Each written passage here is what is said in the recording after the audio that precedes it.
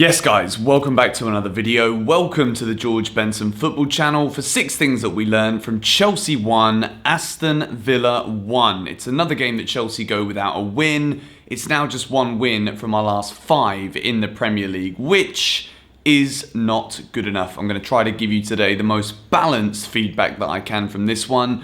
The most balanced analysis. It was a frustrating game, but before we start talking about Chelsea, which is obviously the main thing we're here to do, Aston Villa, massive credit to them. I thought John McGinn was absolutely excellent. I thought Answar, the centre-back, was fantastic. Cash, the right-back, brilliant.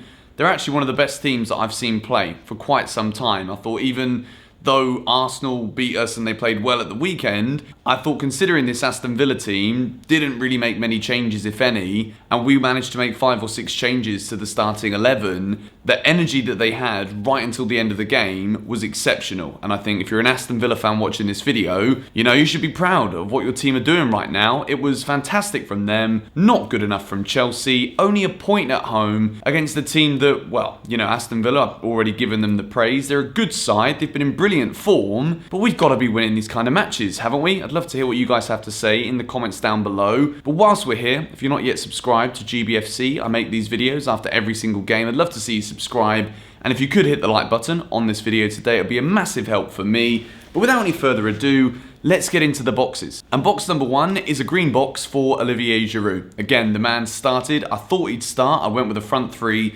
Pulisic, Callum Hudson-Odoi in the wings, Olivier Giroud as the striker. And Olivier Giroud scored what is just a phenomenal header. I mean, we didn't score any other goals in the game. We didn't win the game. But focusing on that one moment, I actually tweeted about 20 seconds before Giroud scored that goal, saying how we were void of all creativity. We didn't look like really creating any proper chances. The ball comes in from Ben Chilwell that I thought was absolutely excellent. Giroud gets his head on it. It's a diving header. It's probably the most classic Olivier Giroud goal that you will ever see. It's a wonderful header. There are very few strikers in the world that can actually get enough power on that kind of ball with his body and neck moving the way that it was in order to tuck it into the bottom corner. A lot of people are saying now that there's no way that Tammy Abraham can start after Giroud scores a goal like that. The frustrating thing with the Chelsea fan base is the moment someone does something, the other player gets shoved under the bus. Tammy Abraham's been scoring goals in recent weeks, and I don't think it's a good idea to base the analysis on Giroud's performance up against somebody who's been sat on the bench for the entire game and couldn't do anything even if he wanted to. So I don't like this comparisons that people do when a player scores and then just compare him to someone else who didn't score it. I think it's a ridiculous way of Chelsea fans talking about our strikers. Focusing on Olivier Giroud today, he was the man who started, he was the man on the pitch.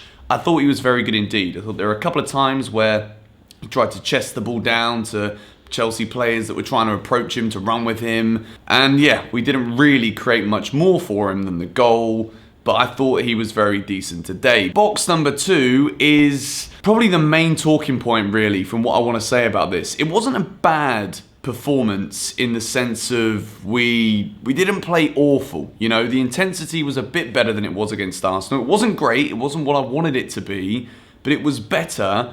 But it's a red box because I really am starting to wonder now whether we do have a plan B or not. There are even moments when we're chasing the winner in the second half where Tony Rudiger is out on the left wing because if you look at the heat map of some of the players in the second half, everything was concentrated down the wings. Again, it's becoming very predictable, and I think the reason why Chelsea were doing well is because when we were creating chances with these balls into the box, we were converting. Teams weren't necessarily aware that that was always what we were going to do. And I think the reason now that we've only managed 1 win in 5 is because it is becoming more predictable.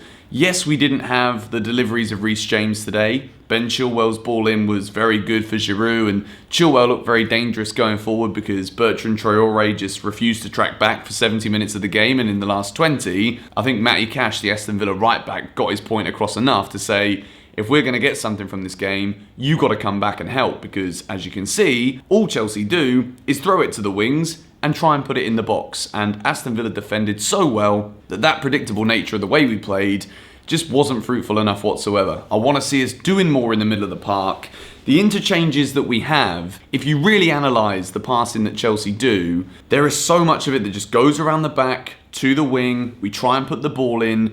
And the times where we do have players in tight pockets of space in the middle of the pitch, when the ball is actually played to them, players like Pulisic and Mount, they can twist, they can turn, they can get those little incisive passes through, but we do not do it anywhere near enough. I think players need to be occupying more central positions, because this whole putting it out to the wing, crossing it in, it's becoming so predictable. But box number 3, speaking about one of those wingers, I thought Callum Hudson-Odoi, probably for the first 55, 60 minutes of the game, was actually the best player on the pitch. I thought in the first half, some of the long passes that he was trying were very good.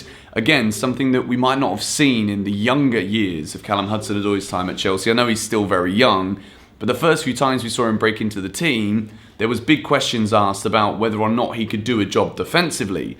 There wasn't necessarily many times today where Aston Villa bombed down the left and Hudson-Odoi needed to be there in a defensive position, but I really liked the shape and the way that he was playing in terms of being able to collect the ball in our own half and then make a pinging pass across the pitch. I would say though, towards the end of the game, and a couple of times, I would like to have seen him gamble a little bit more with some of the balls that were coming in from the left-hand side, that if he would have made that darting run, we might have seen something come from it. And I think towards the end of the game, he did look a little bit tired, but he was always looking to try and take players on today.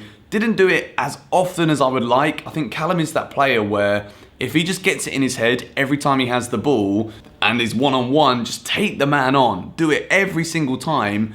And I think his confidence to get better at doing so would improve massively. But I thought positionally, spatially, and a lot of the passing he did today was very good. Now, box number 4 is a red box, which could seem a little bit unfair considering the entire build-up to the Aston Villa goal was incredibly questionable. But the key thing for me, and the reason why I've stuck Christensen in a red box, is because when you don't hear the whistle, if you're not injured, you get up and you get back. Christensen stayed down. There was a couple of things in the lead up to the goal. I think Aston Villa deserved the point, to be honest, so I'm not going to sit here and just say that I think it was totally unjust, but VAR again, there's a handball in the build-up, nothing happens with that one, and then Grealish kind of leaves a flailing leg out and catches Christensen, which is why he goes down, but he's not injured, he's not in that much pain, the contact wasn't enough for him to not get back up and at least try and get back into a defensive position to help the team. If we think about what we've been used to over the years, we have players like Carvalho, John Terry, who would dive their heads in front of the ball if there was a flailing, flipping metal stud coming into their face or not. Is Christensen that defender at Chelsea? I don't think that he is. I think today we saw that we lacked a ball-playing centre-half who can actually ping the ball to a man's feet. Christensen's not been playing enough minutes. Silva's brilliant with his passing. Zuma attempts these long balls. Rudiger attempts it too. But between the two of them, I didn't think it was enough. I didn't think it was good enough in terms of the way they tried to pass out from the back. And because Christensen was down and didn't come back from the goal, I've kind of given him the brunt of that and put him in a red box. We move into box number 5, and it was very tough for the final 2 boxes of this video today to really establish what it is that I wanted to say to end this video, because we need to win these flipping games. But box number 5 is Ben Chilwell. I thought he was good. I've given him a green. I thought he had the freedom, as the commentary said on Amazon Prime, he had the freedom of Stamford Bridge for the majority of the game. He aimed to get forward at any opportunity, put some good balls into the box. It was a lovely pass in for Giroud as well. And then he almost scored what would have been one of the goals of the season with a phenomenal volley in the final moments of the game, which just about goes past the post. It would have been an incredible way to win it. It didn't quite go in, but I was thinking beforehand, like, Chilwell probably deserves the box today because I thought he was good. Considering he was rushed back from injury, what it looked like from the game against Arsenal, 2 games later, he plays again. I think it shows a lot of commitment from Chilwell. I thought he looked good. Towards the end of the game, he looked very tired. But overall, I thought it was a good performance from him. Box number 6 is a red again. It's kind of, I've put a half glass inside of the box, like glass half full. This one doesn't feel as though the performance was so atrocious. But I think the key thing right now at Chelsea, and to round this video off and round the performance off in general, we need to find a different way to attack teams. At the moment, it's too predictable. It kind of goes into no plan B, But the overall feeling at the end of this game is it was a must-win game, and we didn't win the game. So even though we didn't lose, the glass is half full, we've got to be doing better. Aston Villa are a good side, but this is Chelsea. We're at home at Stamford Bridge. We've got to be winning these football matches, otherwise we are not getting top 4. Notice how I've kind of changed my tune a little bit now. Not even talking about us in terms of the title anymore, because I don't want to, big it up so much and then inevitably we're just going to get let down. We're not going to win the league, I think, this season at all now. And it's games like this against good teams, but teams that are kind of challenging for the same places that we are right now. If we can't beat these, then we don't deserve to be talking about a run at the title. So I put it as a red box. It's a frustrating night because we did have shots, we had chances. There was a couple where Kante on the edge of the area hit it straight at Martinez. Callum Hudson-Odoi did the same thing. It was predictable. The quality of the finishing wasn't good enough. Werner came on, had a brilliant chance that he sent over the bar.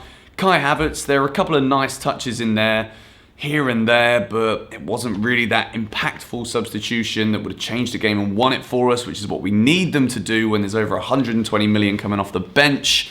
But anyway, going to wrap this one up here. Let me know the 6 things that you learned in the comments down below. Man City's game versus Everton tonight was called off because of COVID, so I highly doubt we're going to be playing them at the weekend, which could be a good thing considering our current form. Some of these players need a rest. I feel, well, I need a rest at the moment from the emotional turmoil and flipping roller coaster that is supporting Chelsea Football Club. I'm going to get this one out for you guys. Thank you for watching. Subscribe if you're new. Hit the like button if you enjoyed it. Let me know the 6 things you learned in the comments. I'll see you guys later. Come on, you Blues.